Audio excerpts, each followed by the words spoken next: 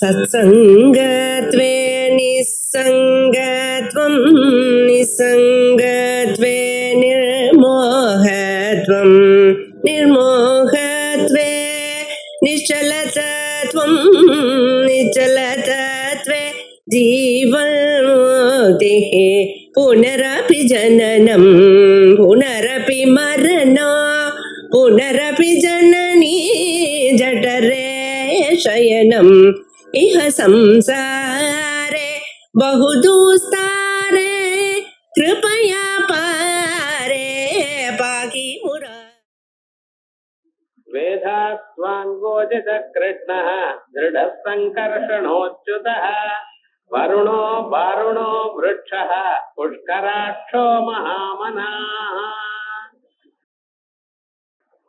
பீஷ்மாச்சாரியர் கிரகம் பண்ணினதான திவ்யமான பகவன் நாமாக்கள். அதுல திருடா சங்கர்ஷணோச்சுதா அப்படிங்கிற வரைக்கும் பார்த்தோம். அச்சுதனாலே நச்சவதி, தான் தன் நிலையில எப்பொழுதும் இறங்குவதில்லை அப்படிங்கிற அபிப்பிராயம். அதுல சங்கர்ஷணா எல்லோரையும் தன்னிடத்துல இழுத்துக்கிறவர், எல்லோருக்கும் ஆகர்ஷண சக்தி, அதனால தன்னிடத்துல இழுத்துட்டு அவளை நல்ல மார்க்கத்துல வைப்பவர். அதே போல நோததி ஸ்வரூபா, தன் நிலையிலிருந்து எப்பொழுதும் இறங்காதவர், அப்படி எப்பொழுதும் நித்திய சுத்த புத்த முக்த ஸ்வபாவமே இருக்கிறவர். அப்படி இருக்கிறவாளை தியானம் பண்ணினா நமக்கும் அந்த சுத்த தன்மை வரும். எம் யதா உபாசத்தே தந்ததைவ பவதி அப்படின்னு ஞானம். தாங்கள் எப்படி மனசுல எதையே நினைக்கிறீர்களோ தாங்களே அப்படி ஆயிடுறேன். ஆகையால் பரிசுத்தமாக இருக்கக்கூடியதான பரம்பொருளை நினைத்தோமேயானால் நம்ம மனசும் சுத்தமாகுது. அப்படி அவருடைய ஸ்வரூபம் சங்கர்ஷணோச்சுதான்னு பார்த்தோம். அதற்கு பிறகு வருணஹா. வருணஹான்னு சொன்னாலே நமக்கு ஜலத்துக்கு அதிஷ்டானமான தேவதை தான் ஞாபகம் வரும். இந்த வருண தேவதையானது சாதாரணமாக எல்லா பூஜையிலையும் எல்லாத்திலையும் முக்கியமாக உண்டு. வருண தேவதைக்கு ஜலாதிபதி, அவர் ஜலத்துக்கு அதிபதி. ஜலமானது ஆபோவை சாந்தா அப்படின்னு வேதம் சொல்றதுனால மனசாந்திய கொடுக்கக்கூடியதான ஒரு ஸ்வரூபம் ஜலமானது. அதே போலயே ஸ்ரத்தாவா ஆபஹா, ஸ்ரத்தையை கொடுக்கறது மனுஷியாருக்கு. அதனால்தான் ஜபம் பண்ணும் பொழுதோ பூஜை பண்ணும் பொழுதோ முதல்ல ஆச்சமனம் பண்ணுவோங்கிற. இந்த ஆச்சமனம் பண்றதுக்கு காரணம் என்ன? இந்த ஜலத்தை கொடுத்தோமையானால் மனசு ஒரு ஏகாந்தமாக கொஞ்ச நேரம் நிற்கும். அதற்காகத்தான் சாதாரணமாக ஆச்சமன பூர்வகமாக எல்லாத்தையும் பண்ணணும். முக்கிய கர்மாவை ஆச்சரிக்கும் பொழுது 2 தடவை ஆச்சமனம் பண்ணுங்க. ராமாயணத்துல அகஸ்தியர் ராமனுக்கு ஆதித்ய ஹிருதயம் சொல்லி கொடுப்ப திரிராஜம் யசுச்சர்போத்வா, அதுன்னு திரிராஜம் ரொம்ப முக்கியமானது அப்படின்னு மனசானது ஏகாக்கிரமா இருக்கணும் அப்படிங்கிற அபிப்பிராயம். இதனால என்ன தெரிகிறதுன்னா, இந்த ஆச்சமனமானது ஸ்ரத்தாதாயகம், ஜலமானது ஸ்ரத்தாதாயகம். அதே போலயே அபிஷேகமும் பகவானுக்கு பண்ணிட்டு இருக்கோம். நிறைய அபிஷேகம் பண்ற. இந்த அபிஷேகத்துக்கு என்ன விசேஷம்னா ஸ்ரத்தையை உண்டாக்கும். ஸ்ரத்தை அதிகமா இருக்குமே, ஏன்னா அடுத்தது பக்தி உங்களுக்கு தானா வரும். இப்படி ஸ்ரத்தா பக்திகளோட இருந்தால் இவனுக்கு மனசானது வேகமாக ஏகாக்கிரமாக இருந்துக்கொண்டு தான் நினைத்ததான ஒரு காரியத்தை வேகமா முடிக்க முடியும், அடைய முடியும்ங்கிற அபிப்பிராயத்துல இந்த ஜலத்தை விசேஷமா வச்சுட்டு இருக்கோம். அதனாலதான் ஒவ்வொரு பூஜையிலையும் நமக்கு பண்ணும் பொழுது ஒரு கும்பத்தை வச்சு அத ஜலத்தை ரொப்பி அதுக்கு மேல மாவிலையை வச்சு தேங்காய் வச்சு ஒரு கலச ஆவாகனம், நவராத்திரி பூஜைகள்லாம் கலசத்தை ஆவாகனம் பண்ணி பண்றது வழக்கம். அதே போல எந்த ஒரு நல்ல காரியமா இருந்தாலும் கலச பூஜை பண்றது அப்படின்னு வச்சுட்டு இருக்கோம். கலசம்னா கலா சேதே கலசா, கலசம் கலசம் சொம்புன்னு அர்த்தம் பண்ணிட்டு இருக்கோம். நம்ம கலசம்ங்கிற பதத்துக்கு என்ன, 16 கலைகளும் பிராணாதி நாமாந்தமாக கலைகள் எல்லாம் எங்கே அடங்கி இருக்கோ அதுக்கு கலசம்னு பேர். ஆகையால் இந்த கலசை பூஜை வச்சு கலசத்தை வச்சு கடஸ்தாபனம் பண்ணி அதுக்கு மேல பண்றது. கோவில்ல கும்பாபிஷேகம் நடந்தாலோ இல்ல சுவாமிக்கு புதுஷா இது பண்றதா இருந்தாலோ நம்ம என்ன பண்றோம், கலசத்தை வச்சு அந்த கலசத்துக்கெல்லாம் பூஜை பண்ணிட்டு இருக்கோம், வருடனை ஆவாகனம் பண்ணி பூஜை பண்ணிட்டு இருக்கோம். அதற்கு பிறகு அத நாம் அபிஷேகம் பண்ணிட்டு இருக்கோம். இது என்ன பண்றது அப்படின்னு சர்வதேவதாமயமான வருணஸ்வரூபத்தை காட்டுறது. யோபாம் புஷ்பம் வேத புஷ்பமான் பிரஜாமான் பஜமான் பவதி அப்படின்னு ஆரம்பிச்சு பூஜை ஆன பிறகு புஷ்பாஞ்சலியை போடுற. இந்த புஷ்பாஞ்சலி ஆபோவா இதகம் சர்வம் அப்படின்னு யோபாம் புஷ்பம் வேதா யோ அபாம் புஷ்பம் வேதா, அப்புகள் தான் எல்லாத்துக்கும் ரொம்ப வசதி. அதற்கு பிறகு வரிசையா ஒவ்வொன்னா அக்ரிர்வா பாமாயதனம், அதுக்கப்புறம் அசௌவ இதபன்ன பாமமாயதனம், சந்திரமாவா அபாமாயதனம் அப்படின்னு ஒவ்வொரு தேவதைக்கும் ஆயத்தனம் ஜலந்தான் இருக்கு அப்படின்னு சொல்லிட்டு இருக்கோம். நட்சத்திராணிவா அபாமாயதனம், சம்பத்சரோவா அபாமாயதனம் அப்படின்னு அத்தனை தேவதைகளுக்கும் என்ன ஆயத்தனம் அப்படின்னு சொன்னா ஜலந்தான் ஆயத்தனம்னு சொல்லிட்டு இருக்கேன். அப்ப அந்த ஜலத்துலதான் சர்வமும் இருக்கு. அதே மாதிரி ஜலமானது பிராண சக்தியை கொடுக்கறது. நம்ம சரீரத்துக்குள்ள 2 சக்தி இருக்க. ஒரு சக்தி ஞான சக்தின்னு பேர், நமக்கு அப்பப்ப அறியக்கூடியதான ஸ்வரூபத்தை கொடுக்கறது ஞான சக்தி. இன்னொரு சக்தியானது பிராண சக்தி. இந்த பிராணம் சரீரத்துல நின்னாதான் மீதி எல்லாம் நடக்கும். அவர் தான் நமக்கு நம்ம உட்கொள்ளக்கூடியதான ஆகாரத்தை எல்லா சரீரத்துல பகுதிகளுக்கும் கொடுத்து நமக்கு தெம்ப கொடுக்கிறார். அந்த பிராணசக்தி இருக்க பார்த்தா அந்த பிராணசக்தியும் ஜலத்தினாலதான் உண்டாரு. அதனாலதான் ஸ்வேதகேதுன்னு ஒரு பையன், அந்த ஸ்வேதகேதுவுக்கு ஒரு சந்தேகப்படுது. அவர் சொன்னார் அன்னமயம் மிகோம்யமனா அப்படின்னார். நம்ம உட்கொள்ளக்கூடியதான அன்னத்தினால்தான் மனசு விருத்தி ஆறது அப்படின்னு சொன்னார். இந்த பையன் கேட்கல, அன்னத்துக்கும் மனசுக்கும் என்ன சம்பந்தம் இருக்கு? அன்னத்தை இல்லாம ஏதாவது பழம் சாப்பிட்டாலும் மனசு டெவலப் ஆகும் அப்படிங்கிற அபிப்பிராயத்துல அவன் அது எப்படி அப்படின்னு கேட்டார். சொன்ன வார்த்தைய அது எப்படின்னு கேட்கிறவனுக்கு என்ன பண்றதுன்னு அதை பண்ணி காமிக்க முடியாது. சோ அதுக்கு அவனை நம்பும்படி பண்ண வேண்டியதுதான். அதற்காக என்ன பண்ணினார், அவர் போய் பாருனா காதா 16 நாட்கள் நாசி எதையும் சாப்பிடாதீங்க அப்படின்ட்டு சொன்ன பிரகாரமா அடுத்த நாள்ல இருந்து காலமான ஒன்னும் சாப்பிடல. ஆனா அப்பா அவர் சொல்றார் காமம் அப்பிபா, எவ்வளவு வேணாலும் தீர்த்தத்தை சாப்பிட்டக்கப்பா, அதுக்கு ரெஸ்ட்ரிக்ஷன் கிடையாது. சாலிடா ஒன்னும் சாப்பிடக்கூடாது, அவ்வளவுதான். ஜலம் எவ்வளவு சாப்பிட்டுக்கலாம் அப்படின்னார். ஏன்னா நபிபதோ பிராணா வித்தேசதகிதி, நீ சாப்பிடாத தீர்த்தத்தை சாப்பிடாத போனா பிராணம் போயிடும், அப்புறம் என்னத்தை ப்ரூவ் பண்றதுன்னு இதுதான் உனக்கு எடுத்து சொல்ல முடியும். ஆகையால் காமம் அப்பிபா, எவ்வளவு தீர்த்தத்தை குடிச்சுக்கோன்னார். அதே மாதிரி சொன்ன பிரகாரமா 15 நாட்கள் ஒன்னும் உட்கொள்ளல. 16வது நாள் வரான். வந்ததுமே ருக்வேதம் பதான்னார். ஒன்னும் புரியல. எதிர்வேதம் சாமவேதம் ஒன்னும் புரியல. அதுக்கப்புறம் நீ போய் ஆனந்தமாக நல்லா சாப்பிட்டு ரெஸ்ட் எடுத்துட்டு வா அப்படிங்கிற. அதே மாதிரியே பண்ணிட்டு வரான். அதுக்கப்புறம் சொல்லுன்னு எடுத்து கொடுத்தா இவன் பாட்டுக்கு ஜம் ஜமன் எல்லாத்தையும் சொல்ல ஆரம்பிச்சுட்டான். அப்ப என்ன சொன்னதான எல்லா விஷயமும் மனசுல இருக்கு. ஆனா அது ஆகாரம் இல்லாதனால அந்த மனசு அது சங்குச்சிதமா போச்சு. எப்பொழுது நம்ம ஆகாரத்தை சாப்பிட்டாலோ மறுபடியும் மனசு விருத்தியாச்சு. ஆகையால் அன்னமயம் சோமியமான, அதே போல ஆபோமய பிராணா, பிராணமானது ஜலத்தினால்தான் விருத்தியா இருக்கு. அதனாலதான் பகவானுக்கு மந்திர புஷ்பம் சொல்லும் பொழுது சர்வசாதாரணமாக அப்ப இருக்கு, எல்லாத்துக்கும் அதிஷ்டானமா இருக்குன்னு யோபாம் புஷ்பம் வேதா அப்படின்னு சொல்லி மந்திர புஷ்பத்தை சொல்லிட்டு இருக்கேன்.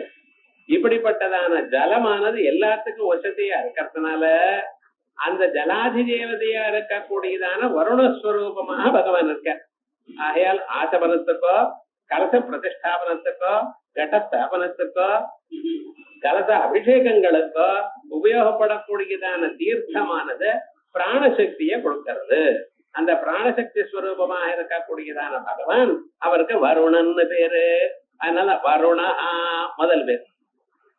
இன்னும் விசேஷம் என்னன்னா ஸ்வரஸ்மீனான் சம்வரணாத் சாயங்கதா சூரியா வருணா.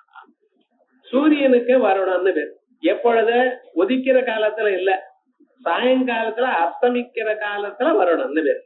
ஏன் ஸ்வரஸ்மினா தன்னுடைய கிரணங்களை எல்லாவற்றையும் சம்பரணாத் வரணாத் வரணா கிரணங்களை எல்லாம் தனக்குள்ள இழுத்துக்கிறான். அப்பத்தானே தான் இழுத்துண்டு அதை மறைஞ்சு போன பிறகு உங்களுக்கு ராத்திரி வரும். ராத்திரி வந்தா நீங்க ஆனந்தமாக தூங்கலாம். தூங்குறது எதுக்குன்னு புத்துணர்ச்சியோட அடுத்த நாள் எழுந்துக்கிறதுக்கு. அது ஞாபகம் இருக்கணும். நம்ம தூக்கம் இல்லைன்னா ரொம்ப கஷ்டம். தூக்கம் இருக்குன்னா அடுத்த நாள் ஆனந்தமாக வேலை செஞ்சுட்டு இருக்கேன். ஆகையால் உங்களுக்கு தூக்கத்தை கொடுப்பதற்காக கிரணங்களை எல்லாம் தன்னிடத்துல ஒன்றாக சேர்த்து கொண்டு அவர் அஸ்தமிக்கிறார். அப்படி அஸ்தமிக்கிற அந்த சூரியனுக்கு வருணன்னு பேரு. அதனால வருணா இத ஸ்ருதிகள் இமம் மே வருண ஸ்ருதி ஹவ மத்தியாச்சமிருளயா ஸ்வாமவஸ்யுராச்சகே அப்படின்னு மந்திரங்களை சொல்லும். இமம் மே வருண ஏ வருண இமம் மே என்னுடைய ஸ்ருதி ஹவம் நான் சொல்லக்கூடியதான் இந்த ஸ்தோத்திரத்தை ஸ்ருதி நன்ன கேளுங்க. ஸ்வாமவஸ்யுராச்சகே நிச்சயமாக உங்களுக்கு என்னென்ன வேணுமோ எல்லாவற்றையும் நான் பண்ணி தரேன், எனக்கு அனுகிரகம் பண்ணுங்க அப்படின்னு வேதமானது பிரார்த்திக்கிறது. அப்படி இந்த சூரியனை பிரார்த்திக்கிறது. சூரியனை எல்லோரும் நமஸ்காரம் பண்ணணும். ஏன்னா நமக்கு முக்கியமா வேண்டியது என்ன? காசுன்னு நினைக்கிறா ரொம்ப பேர். காசு வேண்டியதுதான். ஆனா அதை விட முக்கியமா வேண்டியது என்ன? சரீரத்துல ஆரோக்கியம். வியாதி இல்லாம இருந்தாலே அவன் தான் நிஜமான ஐஸ்வர்யசாலி. நிறைய காசு இருந்து உடம்பு முழுக்க வியாதி இருந்தா ரொம்ப கஷ்டம். இந்த வியாதி வைக்க இல்லாம இருக்கணும். அவன் சாப்பிட்டது ஏதோ ரசம் சாதம் சாப்பிட்டாலும் ஜரிக்கணும். அந்த ரெண்டும் அவனுக்கு இருக்கணும். அது இருந்ததை ஏனால் போரும்னு சௌக்கியமா ஆனந்தமா மனசு நிம்மதியா இருக்கலாம். அது இல்லாம இது சாப்பிட்டா தப்பு, அது சாப்பிட்டா தப்பு, இது சாப்பிடப்படாது, அது பண்ணப்படாது. 2 மணி நேரத்துக்கு சாப்பிட்டுட்டே இருக்கணும். கை காயறதுக்குள்ள அடுத்த செல் வந்துட்டு இது ரொம்ப கஷ்டம். விவகாரம் என்னன்னு அப்படிப்பட்டதான சரீரத்துல ஒரு ஆரோக்கியம் வேணும். அப்பதான் எல்லா காரியத்தையும் பண்ண முடியும். சரீர மத்தியம் கல்லு தர்ம சாதனம். தர்மத்தை நம்ம சம்பாதிப்பதற்காக முதல் சாதனம் இந்த சரீரம் சௌக்கியமா இருக்கணும். இந்த சரீரம் சௌக்கியமா இருக்கணும். ஏன்னா இது யார் அனுகிரகம் பண்ணும்? ஆரோக்கியம் பாஸ்கராதிச்சேத் ஸ்ரீயமிச்சேத் புதாஜனாத் ஞானம் மகேஸ்வராதிச்சேத் மோட்சமிச்சேத் ஜனார்தனாத். ஆரோக்கியம் பாஸ்கராதிச்சேத் ஆரோக்கியம் சூரியனிடத்துல அடையணும். சூரிய பகவானுக்கு நமஸ்காரம் பண்ணணும். மற்ற நாள்ல இருந்து ஞாயிற்றுக்கிழமையாவதும், ஏன்னா ஞாயிற்றுக்கிழமை நமக்கு டைம் இருக்கும்னு சொல்லலைன்னா ஞாயிற்றுக்கிழமை சூரியனுக்கு உயர்ந்ததான் நாள். அதனால மைத்திரா ரவி காக்கா போடுற 2 மரீச்சாத்திர அப்படிங்கிற ஒரு 12 நாமாக்களை சொல்லி அவரை நமஸ்காரம் பண்ணினாலே போறோம்.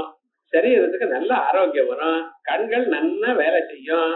அதோட மட்டும் இல்ல மனசு பரிபாக்கத்தை அடையும். இப்படிப்பட்டதான் இந்த சூரியன் இருக்காரு. அவர்களுக்கும் சாயங்காலத்துல வருணன்னு பேரு. அதுக்கப்புறம் வாருணஹா. வாருணஹா வருணனுடைய பிள்ளை வாருணன். வருணுடைய பிள்ளை யாருன்னு வசிஷ்டர் அகஸ்தியர். இவா 2 பேரும் மித்ராவருணாண்டிய குழந்தைகள் அப்படின்னு சொல்றது. அதனால மைத்ராவருணின்னு பேர். இந்த வசிஷ்டர் நார்த் இந்தியாலே இருந்துட்டா போல ஒரு அபிப்பிராயம். அகஸ்தியர் தட்சிண தேசத்துக்கு வந்தா போல இருக்கு. அகஸ்தியர தமிழ் கடவுள் தமிழ் அப்படிங்கிற. வசிஷ்டர் நார்த் இந்தியால இருந்துட்டார். ராமனுக்கு பாடம் சொன்னார். இந்த 2 பேரும் மித்ராவருடைய குழந்தைகள் அப்படின்னு ரொம்ப விசேஷமாக சொல்றது. இந்த வசிஷ்டரும் அகஸ்தியரும் இந்த 2 பேரும் இருக்கிறதுனாலதான் ராமன் அப்படி எல்லா இடத்துக்கும் போயிட்டு வந்துட்டு இருக்காரு. அரண்ய கர்ப்ப காண்டத்துல போயிட்டே இருக்கிறப்ப ஒருத்தர் வரார். ஒருத்தர் ஆசிரமத்துக்கு வரும்பொழுது வால்மீகி சொல்றார் வசிஷ்ட பிராதா அப்படின்னு. ஏன் அகஸ்தியர்னு சொல்லப்படாதான்னு அவர் பேரை சொல்லப்படாது, ரொம்ப பெரியவர் அப்படின்னு. ஏன்னா அவ்வளவு வசதி எதற்காகன்னு அவ 2 பேரும் வருணுடைய குழந்தைகள், அண்ணன் தம்பிகள். அப்ப வசிஷ்டர் எவ்வளவு பெரியவர் பாருங்க. அவர் எப்படி பிரம்மதேவருடைய மானச புத்திரன். அங்கிருந்து ஆரம்பிச்சவர் ஒரு தடவை பிராணன் விட்டார். ஏன் சுவாமினர்? அவருடைய குழந்தைகள் 100 பேர். 100 பேர் குழந்தைகளும் நன்னா படிச்சவா. ஞாபகம் வச்சுக்கோ. சாதாரணமா இப்படி எப்படி இல்ல, நன்னா படிச்சவா. வேதாத்தியனம் பண்ணினா என்ன சௌக்கியமா இருந்தது. ஒரு ராஜா வந்தார், வசிஷ்டரை கேட்கிறார், என்ன நான் இந்த சரீரத்தினுடைய சொர்க்கத்துக்கு போகணும், எனக்கு தியாகம் பண்ணி வைங்க அப்படின்னு.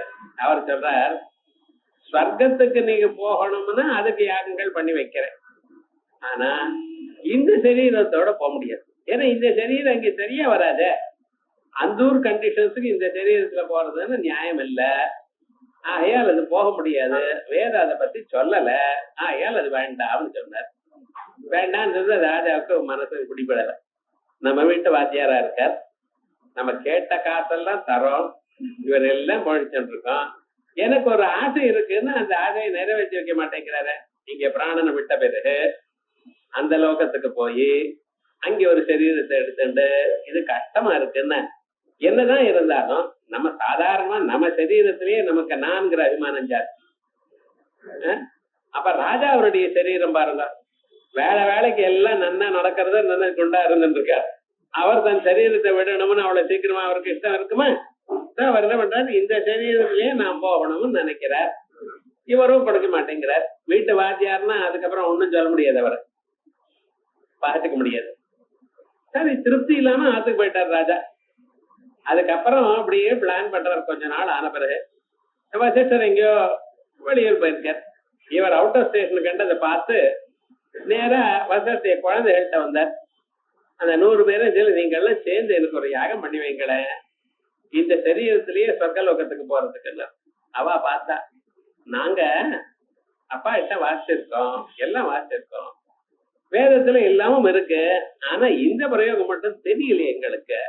அப்பா வந்த பிறகு கேட்டு பண்ணி தரேன் அப்படின்னு அவர் சொன்னார். அப்பாவை கேட்காதீங்க, ஏன்னா முன்னாலே நான் அப்ளிகேஷன் போட்டு ரிஜெக்ட் ஆயிடுது, மறுபடியும் சொன்னா ஒரு மாதிரி ஆயிடும்.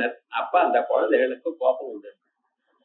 கோபம் வந்து, ஏன்னா நீங்க எங்களை ஒரு சிக்கல மாட்டி வச்சிருக்கேன், ஒருவேளை நாங்க பண்ணி வச்சிருந்தோம்னு வச்சுங்களேன், வேதத்துலதான் இருக்கே, இதை வச்சு நாங்க பண்ணி வச்சிருந்தோம்னா அப்பா வந்து எங்களை வச்சிருப்பேன். விவகாரம் என்ன, எது பண்ணப்படாதோ அந்த காரியத்தை எங்களை பண்ணும்படி நீங்க தூண்டி விட்டு, அதனால விவகாரம் என்னன்னா, உங்களுக்கு இதுல எதுலயும் அதிகாரம் இல்லாமல் வேதோக்தமான எந்த கர்மாவுக்கும் அதிகாரம் இல்லாம நீங்க போகட்டும்னு சபிச்சு விட்டார் அவர்.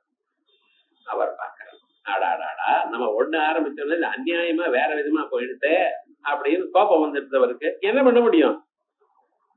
நேரா அங்க இருந்து நடந்து வர, இவர் ராஜ்யத்துக்கும் அதிகாரம் எல்லாம் கருப்பா ஆயிட்டார், குள்ளமா ஆயிட்டார், அப்படியே வர. இவர் வந்துட்டு அப்படியே காட்டில் நடந்துட்டு வர காலத்துல விஸ்வாமித்திரன் இங்க பார்த்தார். விஸ்வாமித்திரர் பார்த்து, என்ன உங்களை பார்த்தா ஏதோ மாதிரி இருக்கு, ராஜா மாதிரி இருக்கு அப்படிங்கிற. ஆமா சுவாமி, இப்படி ஆயிடுது. ஓஹோ, என்ன வசிஷ்டர் நான் சொன்னேன் கேட்டா ரிஜெக்ட் பண்ணி விட்டார். இனிமேல ஒண்ணு வேண்டாம், நான் பண்ணி வைக்கிறேன். என்ன காரணம், வசிஷ்டர் நோன்னு சொன்னா நான் பண்ணி வைக்கிறேன், அவ்வளவு. அந்த அளவுக்கு வசிஷ்டருக்கு விஸ்வாமித்திரருக்கு ஒரு ஃப்ரெண்ட்ஷிப். என்ன பண்றது, வேற வழி இல்லை. சரி, பண்ணி வைப்போன்னு ஆரம்பிச்சார். இவர் மகா காயத்ரி உபாசனம். இந்த சரீரத்தோட இவர் பண்றதுக்காக இவர் மேல ஹோமம் பண்ணி, அதோ ஸ்வர்காய லோகாய ஸ்வாஹா அப்படின்னு ஹோமம் பண்ணிட்டு இருக்கார். பூர்ணாதி முடிஞ்சது, இவர் அப்படியே காத்துல பறக்கிறார், ஸ்வர்கலோகம் வரைக்கும் போயிட்டார். இந்திரன் பார்த்தா இது தப்பான காரியம், அது இந்த சரீரத்தோட ஸ்வர்கலோகத்துக்கு வரப்படாது, ஆகையால் என்ன பண்ணார், அங்கிருந்து தள்ளிவிட்டான். மேல இருந்து தள்ளி விட்டா, இங்க இருந்து 2 மாடியில இருந்து தள்ளி விட்டாலே எலும்போட இருந்துங்கிறான். ஸ்வர்கலோகத்தை தள்ளி விட்டா இவருடைய கதி பாருங்க. அங்க இருந்து கத்திண்டே வர, கீழே விழற, அதுக்கப்புற இவர் பார்த்தார், எப்ப நான் மேல அனுப்பி விட்டேனோ இந்திரனுக்கு வந்து திரும்பி போன்னு சொல்றதுக்கு அவனுக்கு என்ன பவர் இருக்கு? நான் வேத மந்திரத்தோட சொல்லியிருக்கேன். அந்த இந்திரனுக்கு இந்திர பதவியை கொடுத்ததே இந்த வேத மந்திரம் தானே, அதை எப்படி தள்ளலாம் அப்படின்ட்டு அங்கேயே இரு, விழாதன்ட்ட நடுவுல இருக்கேன் சார். அப்ப என்னாச்சு, மேல சொர்க்கலோகத்துக்கும் போல, கீழே பூலோகத்துக்கும் போல, நடுவுல இருக்கார். அவருக்கு என்ன பண்றது, நடுவுல இருக்கிறதுனாலதான் அவருக்கு திருசங்குன்னு பேர். அப்ப என்ன, திரைசங்கவியம் கதா அப்படி நடுவுல தொங்கிட்டு இருக்கார்.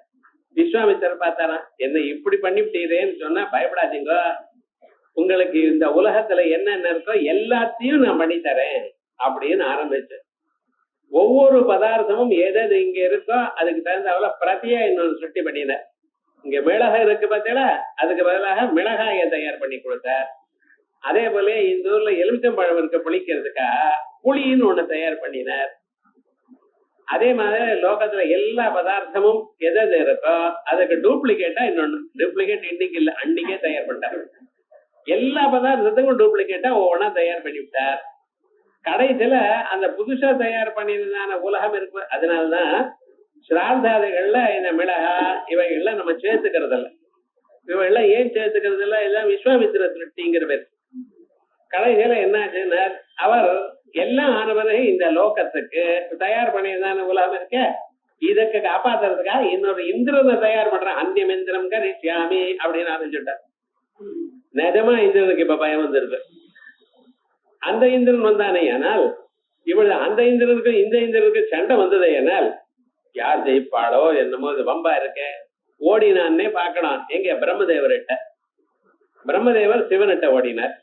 இவ ரெண்டு பேருக்கு பரமாத்மா மகாவிஷ்ணுகிட்ட போறார். மகாவிஷ்ணு பிரம்மதேவரை மறுபடியும் அனுப்புறார். இங்க எல்லாம் வேண்டாம், விஸ்வாமித்திரன் ஏதோ அட்ஜஸ்ட் பண்ணி கொடுக்கணும். விஸ்வாமித்திரன் வந்து இவ சொல்லி அப்படியெல்லாம் பண்ண அதுக்கு தெய்வ ரகசியம், ஒரு இந்திரனை தவிர இன்னொரு இந்திரனை சுற்றி பண்ணப்படாது.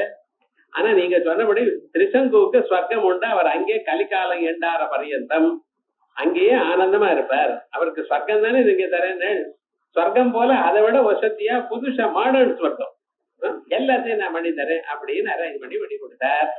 இப்படி தயார் பண்ணினதான அவருடைய ஸ்வரூபம் இருக்கே இத்தனையும் பண்ணின அவர் கடைசியில வசிஷ்டர்கிட்ட வந்து வசிஷ்டர் மாதிரி பிரம்ம ரிஷி ஆகணும் அப்படின்னு தீர்மானம் பண்ணி வந்தார். அவ்வளவு வசதி அந்த வசிஷ்டருடைய ஸ்வரூபம். அந்த வசிஷ்டரானவர் எப்படி அந்த வசதிக்கு வந்தார்னா புலனை அடக்குவதனால், அயல் புலன்களை அடக்கிறதுனால வசிஷ்டகான புலன்களை அடக்கினவர்னு அர்த்தம். அவ்வளவு சக்தி இருக்கு நமக்கு எல்லோருக்கும். அப்படிப்பட்டதானவர் வசிஷ்டர். அவர் அகஸ்தியம் பிராதா அப்படின்னு விசேஷமா. அதே மாதிரியே மார்க்கண்டேய புராணத்துல சொல்லும் பொழுது சுரதர்னு ஒரு ராஜா, அந்த ராஜாவானவர் அவர் நல்ல சௌக்கியமா ஆனந்தமா இருந்துட்டு இருக்கார். ஆனா கோலா வித்வம்சிகள்னு ஒரு செட்ட மனுஷியாள் அவ வந்து என்ன பண்ணினா சுரதனோட சண்டைக்கு வந்தார். சண்டையில ஜெயிச்சு விட்டார். ஆனா ஜெயிச்ச பிறகு என்ன பண்ணினா ராஜ்யத்தை அவ பெற்றுக்கொள்ளல. எங்களுக்கு வந்து உங்களை விட நாங்க பலசாலிங்கிறது காண்பிக்கணுங்கிற அபிப்பிராயமே தவிர இந்த ராஜ்யம் நீங்களே நல்லா பரிபாலனை பண்ணிங்கோ அப்படின்னு சொல்லி விட்டார். ராஜ்யத்துக்கு வந்திருக்க. ஆனா தோத்து போன ராஜா தோத்து போயிட்டாருன்னு அவருக்கு மதிப்பு இருக்கா? மதிப்பு இல்லை. என்ன பண்றதுன்னு இந்த ராஜா எப்ப தோத்து போயிட்டாரோ இனிமேல ஒவ்வொரு சமயத்திலும் எப்பாவது எந்த ராஜா வந்து இவரை தோற்கடிச்சிடலாம் அப்படிங்கிற அபிப்பிராயத்துல எது எது கையில கிடைச்சதோ அவ வீட்டுக்கு எடுத்துட்டு போக ஆரம்பிச்சிடலாம். ராஜா பார்த்தார் இது போல சந்தர்ப்பங்கள்ல ராஜாவா இருக்கிறது நியாயம் இல்ல அப்படின்னு ஆரம்பிச்சு அவர் என்ன பண்ணார், ஏகாகி ஹயமாரோக்கிய ஜகாமகனம் வனம், ஒண்டியா யாருக்கும் சொல்லாம ஒரு குதிரை மேல போய் காட்டுக்கு போயிட்டார். காட்டில் போய் ஏகாந்தமா தபஸ் பண்ணிட்டு இருக்கார். அதே சமயத்துல அந்த இடத்துக்கு ஒரு வைசியன் வர, அவருக்கு என்னன்னா சமாதின்னு பேர் அவருக்கு. அந்த வைசியன் வந்து அப்படியே சுத்திட்டே இருக்காரு. இவர் பாக்குறார் காலம் மருந்து சாயங்காலம் இங்கே சுத்திட்டு இருக்கிறே என்ன ஆச்சுன்னு அப்பப்ப ஜபம் பண்ணிட்டே பாக்குறாரு. திரும்பி சுத்திட்டு இருக்காரு. கூப்பிட்டார், ஏன் இந்த காட்டுல சுத்திட்டு இருக்கேன் அப்படின்னார். நான் என்ன பண்றது, கனலோபாதசாதுபே, நிறைய பணம் வச்சிருந்து பெரிய பிசினஸ் எல்லாம் பண்ணிட்டு இருந்தேன். ஆத்துக்காரே குழந்தைகள் எல்லாம் பிளான் பண்ணி என்ன அனுப்பிச்சு விட்டா, பிசினஸ் எல்லாம் எடுத்துட்டா, பணம் எல்லாம் வாங்கிட்டா, எனக்கிட்ட ஒண்ணுமே இல்ல அழிச்சுட்டு போயிட்டா. என்ன தனியா அனுப்பிச்சு விட்டா, நான் வேற வழி இல்லாம இங்க வந்திருக்கேன் அப்படின்னு. பணம் எதையும் பண்ணும் சுவாமி, பணத்துல ரொம்ப மரியாதை வைக்காதீங்க, வேண்டியதுதான் பணம், ஆனாலும் ரொம்ப பணத்தை ஆசைந்தா இப்படி ஆயிடும் அப்படிங்கிற அபிப்பிராயத்துல இப்படி வந்துவிட்டேன்னா வேற வழி இல்ல. நான் இங்க வந்தாலும் என் மனசு திருப்பியும் ஆசைக்காரே குழந்தைகள் அவ மேலேயே இருக்கு, நான் என்ன பண்றது. ஆமா, ஏனுக்கு சந்தியக்தா, எவரால் நீ விடப்பட்டாயோ அவளிடத்துலயே நீ உன் மனசு போறதுங்கிறிய, அது என்ன விவகாரம், அவதான் உன்னை வேண்டான்னு விட்டாளேன்னார். ஏவமே துக்கியதோ, அப்படித்தான் நீங்க சொல்றதெல்லாம் ரைட்டு. அவ நம்மள வெறுக்கிறப்ப நாம அவளோட அபிமானத்தோட இருந்து பார்த்த லாபம் இல்லை. இருந்தாலும் கிங்கரோபி நான் என்ன பண்ணுவேன், என் மனசு அங்கதான் போயிட்டே இருக்கேன், என்னால பண்ண முடியல, நான் அலைஞ்சுட்டு இருக்கேன். சரி வா, எனக்கும் இதே மாதிரிதான் ப்ராப்ளம். நான் ராஜ்யம் விட்டுவிட்டு வந்துட்டேன் ஏதோ கோபத்துல. ஆனா அங்க யானை என்னமா இருக்கோ, குதிரை என்னமா இருக்கோ, ஆத்துக்காரி என்னமா இருக்கு, இதே எண்ணம் தான் நமக்கு இங்க வந்து. நான் இங்க வந்து என்ன பிரயோஜனம், மனசெல்லாம் அங்க இருக்கும் பொழுது சோ பெட்டர் நம்ம ரெண்டு பேரும் இங்க பக்கத்துல ஒரு ஆசிரமம் இருக்கு, அந்த ஆசிரமத்துக்கு போவோம் அப்படின்னு இந்த சுரதன் சமாதி என்கிற இவ ரெண்டு பேரும் சுமேதஸ்ங்கிற ஒருத்தருடைய ஆசிரமத்துக்கு போற. அவர் அந்த அம்பாளுடைய திவ்யமான சரித்திரத்தை எல்லாம் சொல்லார். கடைசியில் முடிஞ்சது, அவருக்கு மனசு நிம்மதியாச்சு, தபஸ் பண்ணினா அம்பாளுடைய விசேஷத்தை எல்லாம் சொன்னார். பிறகு இவருக்கு மறுபடியும் ராஜ்யம் கிடைச்சது, அந்த வைசியனுக்கு ஞானம் வந்தது, மோட்சம் வந்தது, சரித்திரம் அப்படி போறது அது இருக்கட்டும். ஆனா இந்த சுமேதஸ் யாரு அப்படின்னு கேட்டா அவர் தான் வசிஷ்டர்னு தீர்மானம் பண்ணிட்டார்.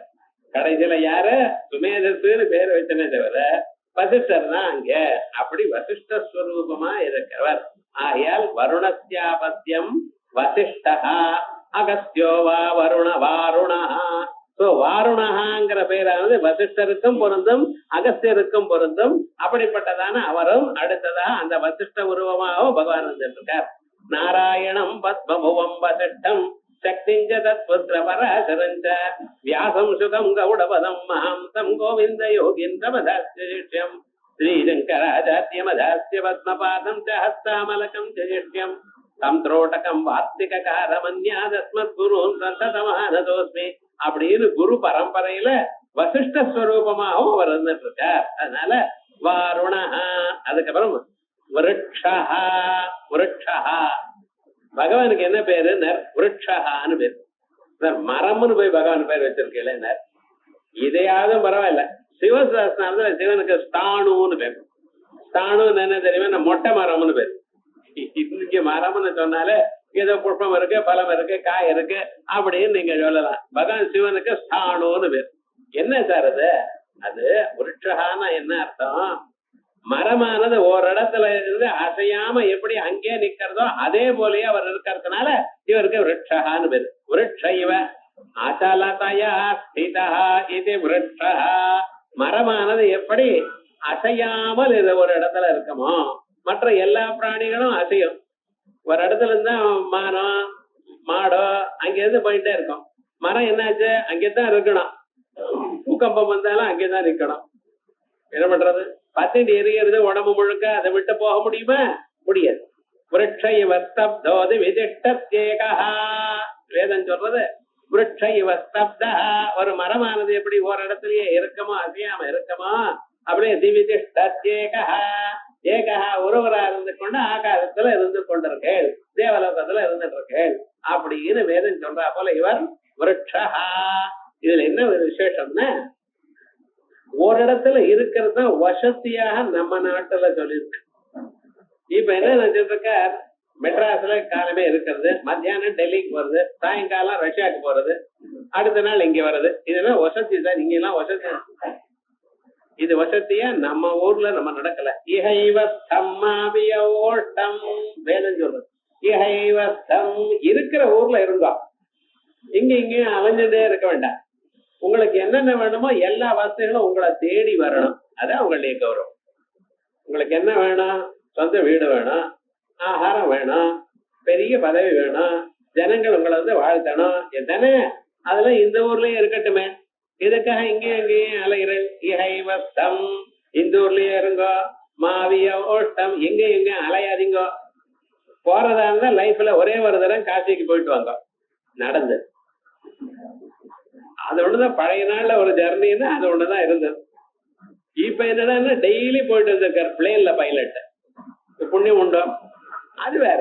ஆனா விவகாரம் என்னன்னா, காசிக்குன்னு இங்க இருந்து ராமேஸ்வரம் போயிட்டு அங்க இருக்கக்கூடியதான தீர்த்தத்தையும் மண்ணையும் எடுத்துட்டு நேரா கங்கைக்கு போய், காசியில போய் விஸ்வேஸ்வரர் இடத்துல அந்த கங்கையினால அபிஷேகம் பண்ணி, மறுபடியும் அங்க கங்கையை எடுத்துட்டு மறுபடியும் ராமேஸ்வரத்துக்கு வந்து, ராமேஸ்வரத்துல ராமநாத சுவாமிக்கு அபிஷேகம் பண்ணி, மறுபடியும் ஆத்துக்கு வந்து சமாராதனை பண்ணி, அது பண்ணினா அது காசி சமாராதனம்னு சொல்றோம். அதுக்கப்புறம் அங்க இருக்கிற அந்த கங்கையும் கொண்டு வந்ததான கங்கையும் அந்த காசி நூல் இருக்கு பார்த்தீங்களா, கருப்பு நூல், அதையும் பிரசாதமா எல்லோருக்கும் கொடுப்பா.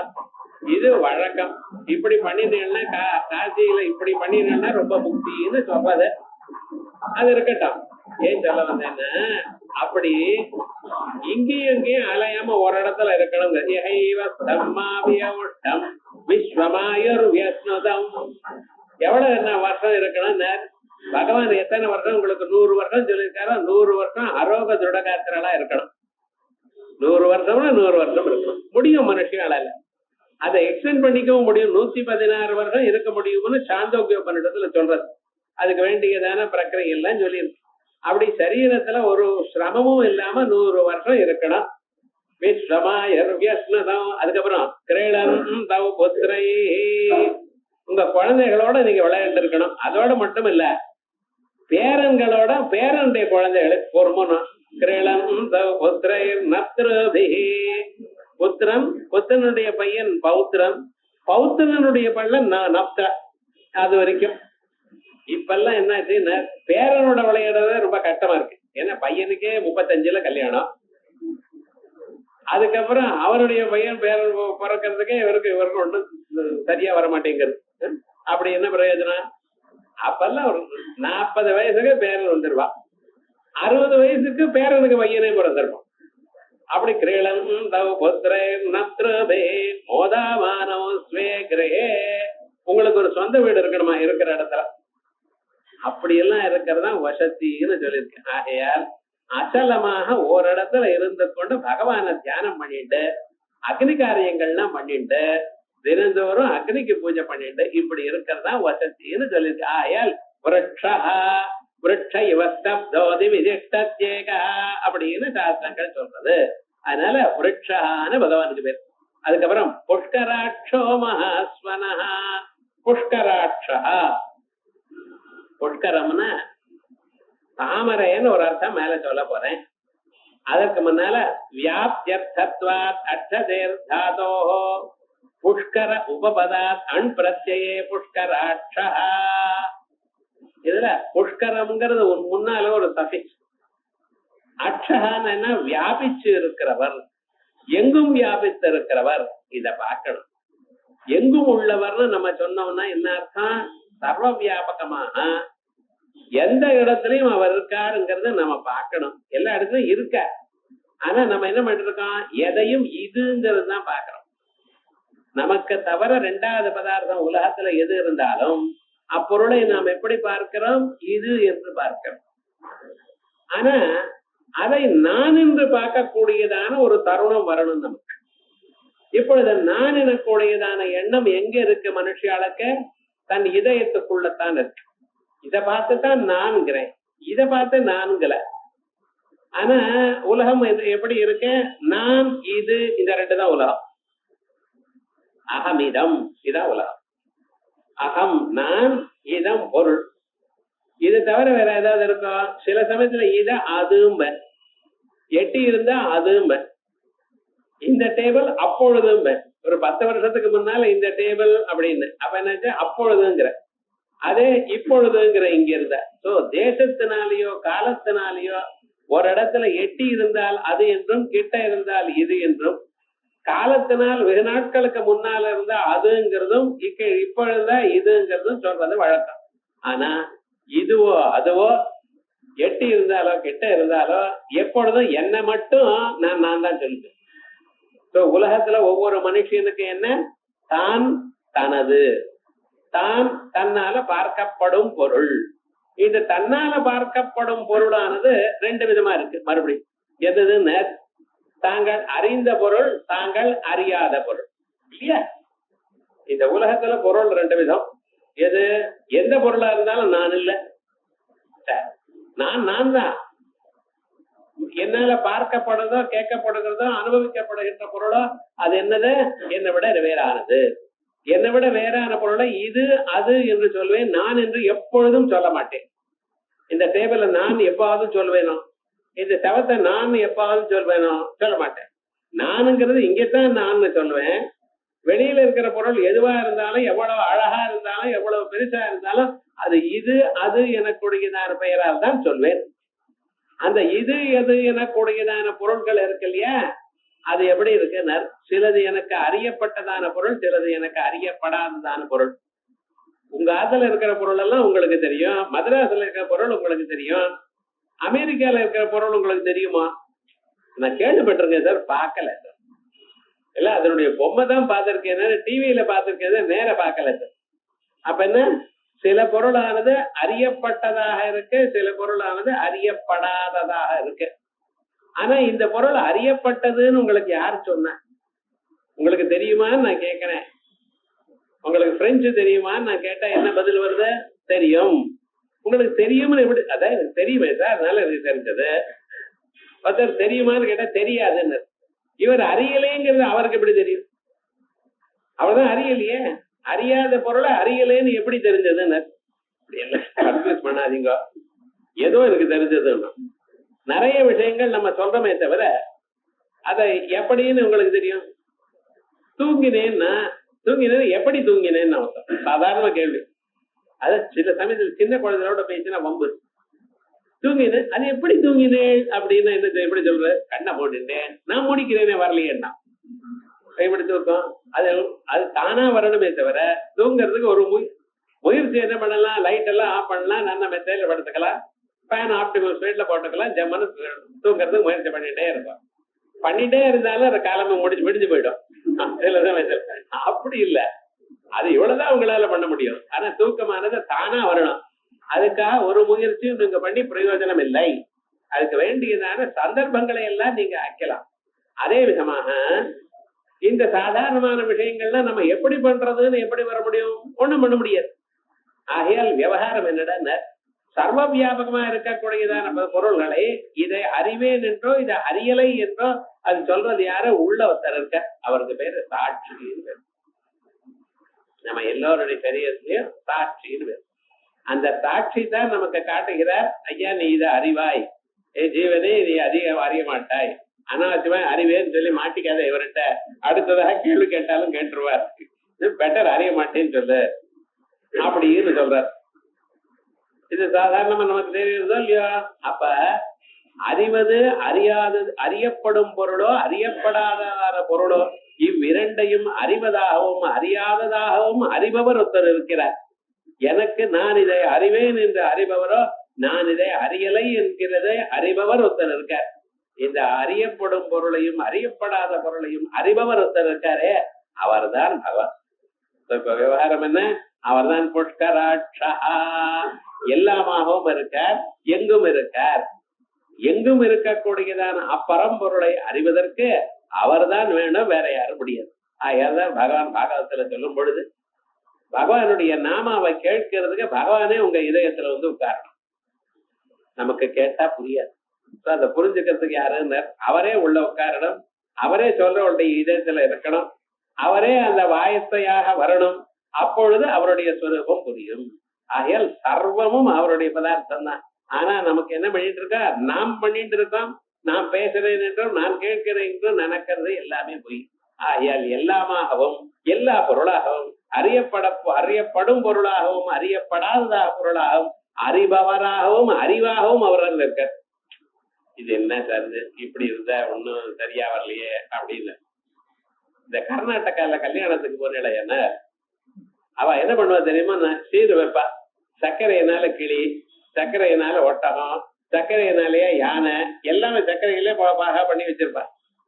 அதுக்கப்புறம் தேங்காய் இருக்கு பார்த்தீங்களா, அந்த கொப்பரை எடுத்துட்டு அதுக்கு மேல பையன் போன பேர் அதுல எழுதி அது அப்படியே கீறி, எப்படித்தான் இதெல்லாம் சிரமப்படுறாலும் தெரியல, விவகாரம் இப்படி எல்லாம் பண்ணி அங்கே வைப்பா. நம்ம ஊர்ல என்னடா, அந்த பெரிய முறுக்கா வச்சு இவ பேர் அதுல எழுதி அதை அப்படியே எண்ணெய் கொப்பரில் கொதிக்க வச்சு, ஏன்டா கல்யாணம் ஆன பிறகு தானே ஆக போறது, அது இப்படியே பண்ணிட்டு அதை வேற வச்சு அது வேற இப்படி இருக்கு வேற அப்படி இந்த கல்யாண ஹால் மேல எழுதி வைக்கிறாங்க. அங்க என்ன சுவாமி எப்படியும் தாபம் தானே ஆன பேரு முதல்ல பண்ணிட்டு இருக்கா அப்படின்னு. ஆனா அங்கூர்ல இப்படி அழகா பண்ணி வைப்பற. ஏன் சொல்றது, எல்லாமும் தனித்தனி யானை ஒட்டை குதிரை கிளின்னு பார்த்தாலும் அங்க இருக்கிறது எல்லாமே எப்படி ஒரே சர்க்கரையோ அதே போலதான் வாழ்க்கையில எப்படி இருந்தாலும் சுமங்கலீர் எம்பதோரி மாம்சமே தபஸ்யதா. கல்யாணம் ஆறப்புறம் ஆற சந்தர்ப்பத்துல அவளுக்கு வதூன்னு பேர், கல்யாணம் ஆன பிறகு அவளுக்கு பாரியான்னு பேர், சீமந்தாச்சுன்னா சீமந்தினின்னு பேர். அவ குழந்தைய பெற்ற பிறகு அவளுக்கு சீமந்தினின்னு பேர். அதற்கு பிறகு அவ யஜ்யம் பண்ணும் பொழுது அவரோட பக்கத்துல நின்னாளையானால் பத்தினின்னு பேர். குழந்தை பிறந்த பிறகு அவளுக்கு ஜாயான்னு பேர். ஒரே அம்மா தான் கல்யாணம் பண்ணு அப்படிங்கிறது, அதுக்கான ஆத்துக்காரின்னு சொல்றது, இத்தனை தனித்தனி பேர் தானே. இந்த பெயர்கள்லாம் அந்தந்த சந்தர்ப்பத்துல குறிக்கிறது. இதே போலதான் இந்த யானை ஒட்டகன்னு சொன்னாலும் எல்லாமும் திதிப்பு, அதெல்லாம் எல்லா நிலையிலும் அவ சௌக்கியமா இருக்கணும்னு சொல்றதுக்காகத்தான் அந்த ஊர்ல இப்படி எல்லாம் பண்றான்னு அவ சொன்னா இருக்கு. ஆர்குமெண்டாவது நன்னா இருக்கு, அப்படி இருக்காளா இல்லையாங்கிறது அப்புறம். ஆனா ஆர்குமெண்ட் நன்னா இருக்கு. அதே மாதிரியே எங்கும் வியாபித்தவர், வியாபித்த ஸ்வரூபத்தை நாம் அறிவதற்கு உபயோகப்படுறவர் புஷ்கராட்சா. ஆகையால் சர்வ வியாபகம்னு சொன்னதுக்கு காரணம் என்ன? புஷ்கராட்சா. வியாப்தியர்த்வாத்வாது அக்ஷதேர் தாதோஹோ அக்ஷதேஹே அக்ஷன வியாப்தி, எங்கும் வியாபித்துள்ளவர். புஷ்கர உபபதாத அன்பரத்தையே புஷ்கராட்சா. ரெண்டாவது ஹிருதய பரிச்சேதே சிந்திதா ஸ்வரூபேண பிரகாசதே இதுவா புஷ்கராட்சா.